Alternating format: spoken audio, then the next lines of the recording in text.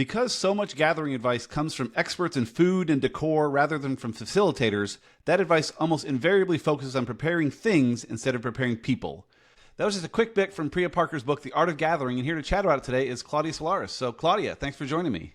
Thank you for having me. I'm very excited about having this conversation. Yeah, this will be great. We talked about it a little bit at a meetup a few weeks ago, and I know you love this book, but why do you love this book? Why is this one that you want to talk about?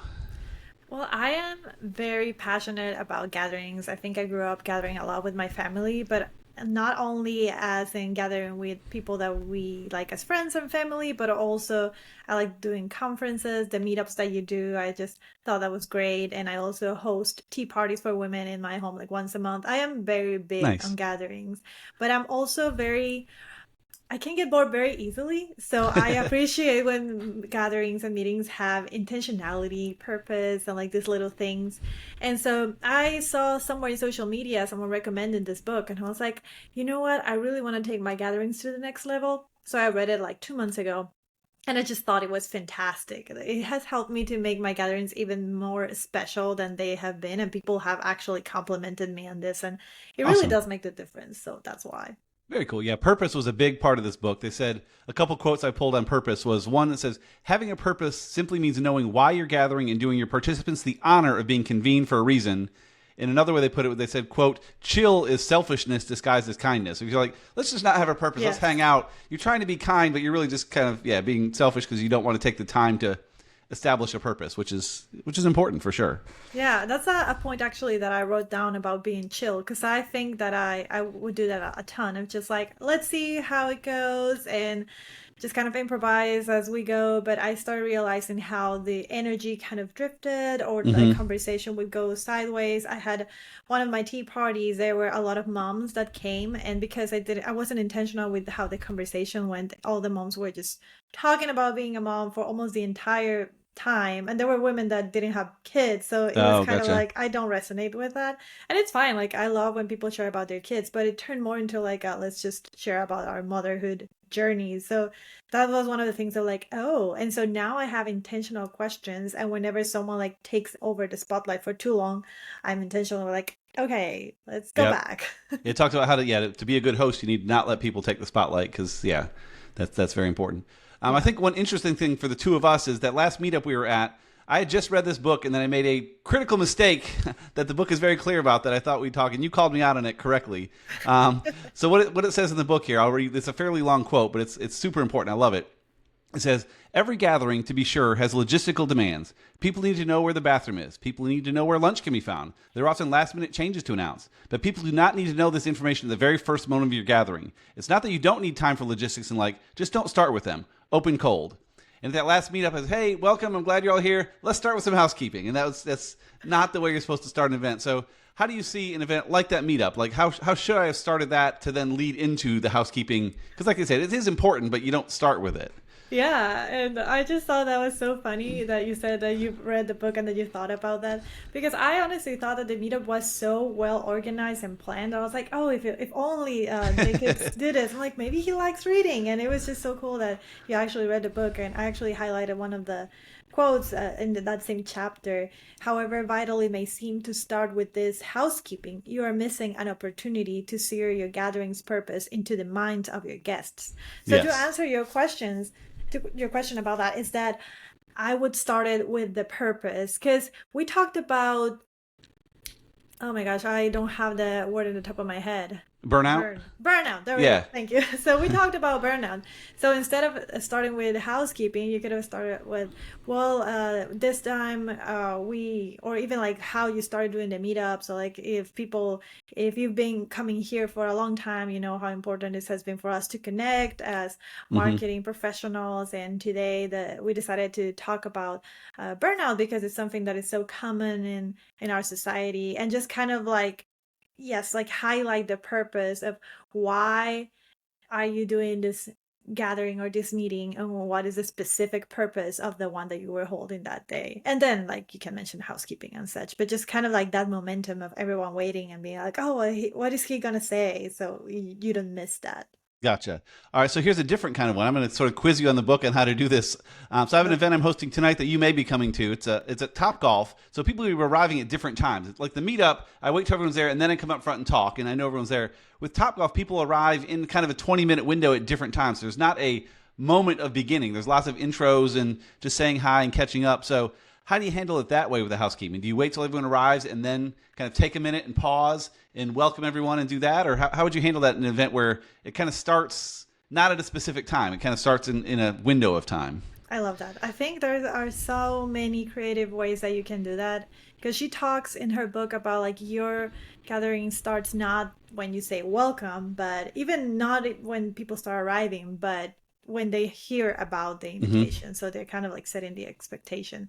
What I like to do for my tea parties because I started them at 10 a.m. and they start coming like between at 10 and 10:30-ish, the ones that come the latest.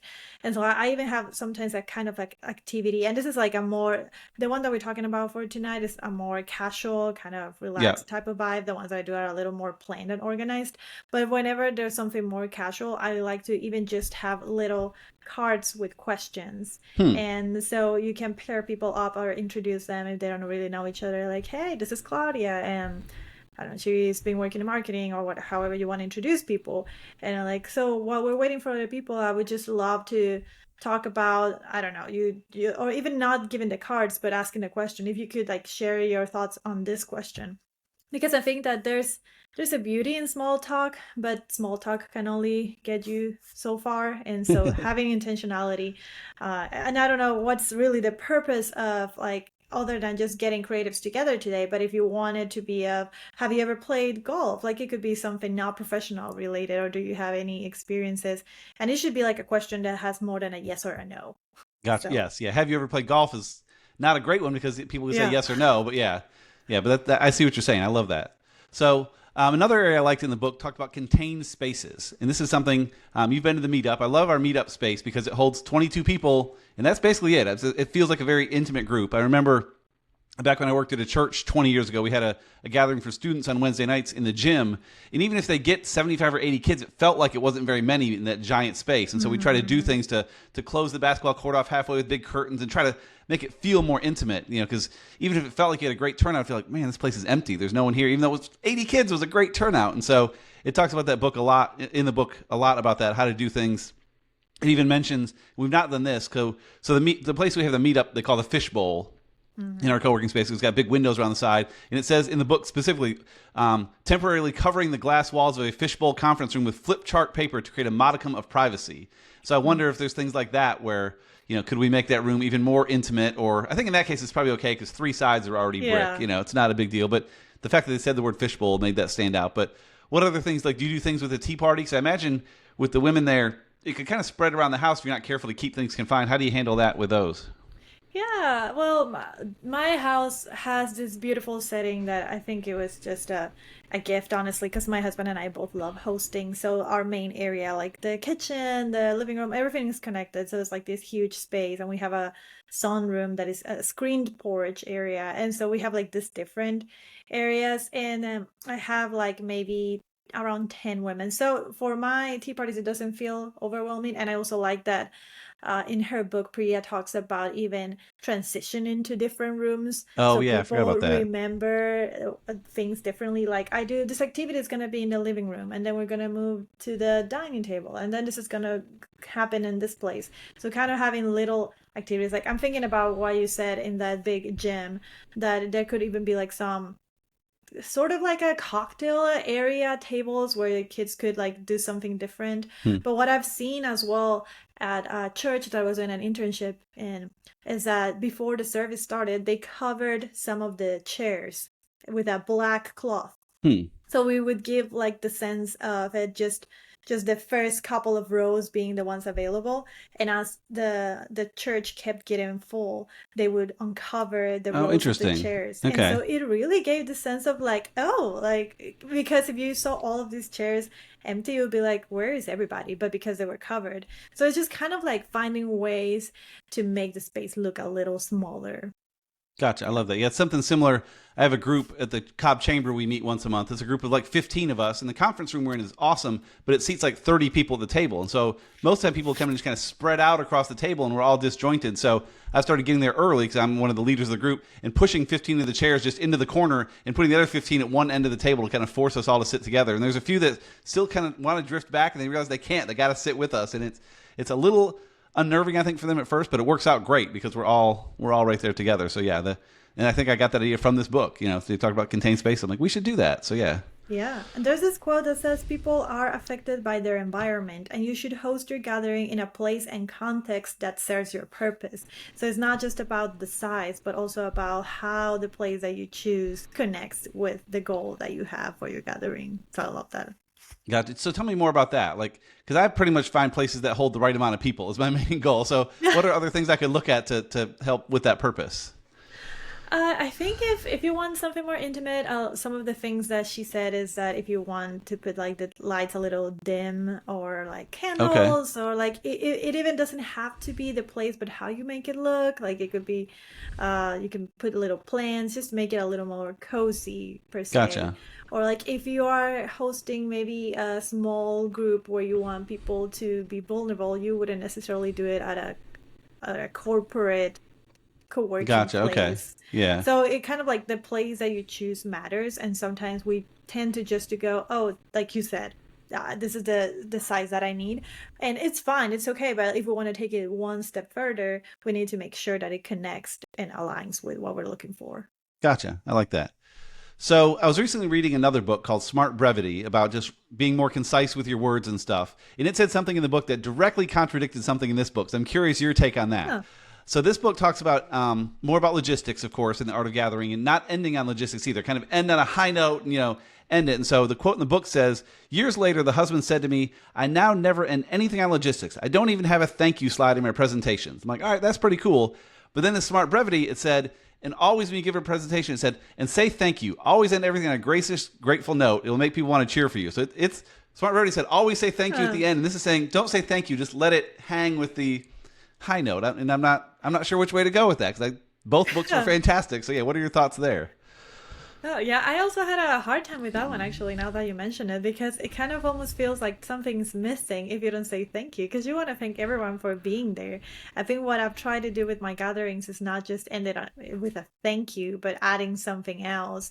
So, like she was saying, the closings are important. And Hmm. so instead of just saying, okay, the gathering is over, like you're all free to go back to your homes, because it feels kind of like I like to do a little bit what she says of kind of like checking in. And I understand that this could be a little harder where it comes to like a bigger, I don't know, 50 people. Like, how do you even do that? But with a smaller group, you could be like, hey, so can you share, anyone wants to share, what are they taking away from this Hmm. meeting? And they start sharing, like, oh, like this is what touched my heart, this story, this craft, whatever we did that day. And so I just end up with like a little slogan related. It's something very cheesy that I don't have at the top of my head right now, but kind of like, I hope that this stays in your heart as a hot cup of tea or something like that. Okay. And so I just Nice. finished that, and that's my last line. Like I thanked them, and then that's my last line. So I think that the thank you to me is still important. It's just a matter of how you address it.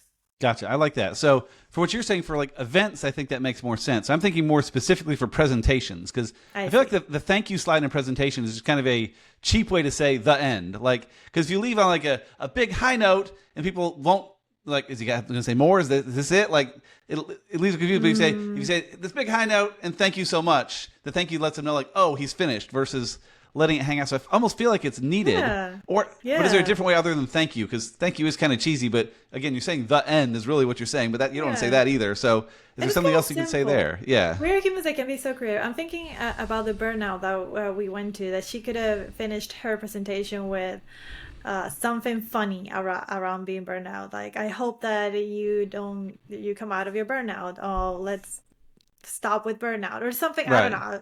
But yeah, like just thank you sometimes could feel kind of flat, but Correct. at the same Yeah. time, sometimes it could be appropriate depending on the Yeah. circumstance. Gotcha. So I've shared a bunch here. What else do you have notes for that you wanted to share from the Yeah, book? yeah. Let me I'm sure you see. have more here. Yeah, oh, this is one of my favorite ones. Keep your best self out of my gathering.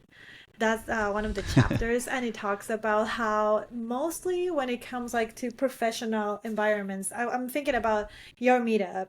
Like I was connecting with some people there, and I was just thinking how funny it would be if we were actually genuine and honest about what we're going through. Because you know how we just say, "Hi, how are you?" and we automatically say, "Good, how Great. are you?" Yeah. Good. Yeah. What if like what if you'd asked me how are you and I'm like, you know what? I woke up with like a sore throat. My dog was doing, I don't know, like Right. actually telling you. Uh-huh. And like, oh, I don't really actually want to know what's happening in your life. Right.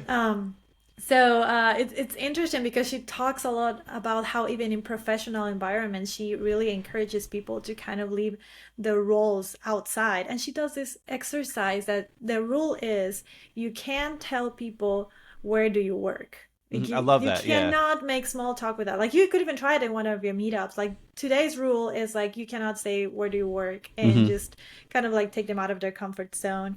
And but the beauty about this chapter about keeping your best self out of my gathering, we are always wanting to show our successes. Where do we work? What are we good at? And that's not really how humans connect. We connect on vulnerability. We connect on what's hard. If there's like a hard problem that we're trying to solve, and maybe in my company, like I'm struggling with how to get more revenue, or I'm handling some debt. I don't know. So many things that could be going wrong. And as we connect with those struggles with other people, it just helps us grow as people. And I also love that she says that you need to show them how. So that's what I try to do with my tea parties. If I am like, okay, I want them to be vulnerable, so in order to do that, I need to be vulnerable as well. So Hmm. if we're going to talk about this upcoming tea party, we're going to talk about places that our favorite places. And my favorite place was Ireland for my honeymoon. And my story that I'm going to share is that I got bitten by a spider in my Ooh. eye and I had to find Oh a gosh. doctor. So it was kind of like a rough start. And so that kind of like also eases people down of like, oh, I'm not telling you about this beautiful scenery that I saw in Ireland. No, I'm telling you about like, I was sad. I was frustrated. I was like, this is not how my honeymoon is supposed to Right. start. Yeah. So just being vulnerable opens the doors for people to be vulnerable as well. Gotcha. Yeah. Very good point. I love that one. So, yeah, this has been fantastic. It's a great book. I encourage, yeah, anyone that hasn't read it yet. The Art of Gathering is great. I know at Green Melon we're trying to do more gatherings. Again, we have the events we've talked about here, and we're doing a conference. We just have a lot of different events we're trying to put together. And I was thinking I need to make these events better. I need to. I'm not an event guy. You know, I'm very much a numbers guy. I know how to make a good event with good content, but how do you actually frame around it with all the things like this to actually make it matter? And yeah, this book has some great stuff. So again, the intro quote I talked about talks about preparing things. You know, I'm good at preparing the food and all that kind of stuff and the topics, but actually having the preparing the people for it is where I struggle. And this book has been great, and the insights you've shared both on here and in person have been very helpful as well. So, if people want to hear more about you and track you down, where can they find you online? Well, I don't have like a whole profile like you do, like so professional, but if you want to follow me on Instagram, sometimes I share resources of things Okay, that I read. So they could find me as Sol Cloud 10. So literally like Sol, that's my last name, Sol gotcha. Cloud 10. Yeah, I'll put that in Yeah. the show notes too, so people can track you down there. So cool. Thank you so much. This has been fantastic. Thank you as well. Thank you.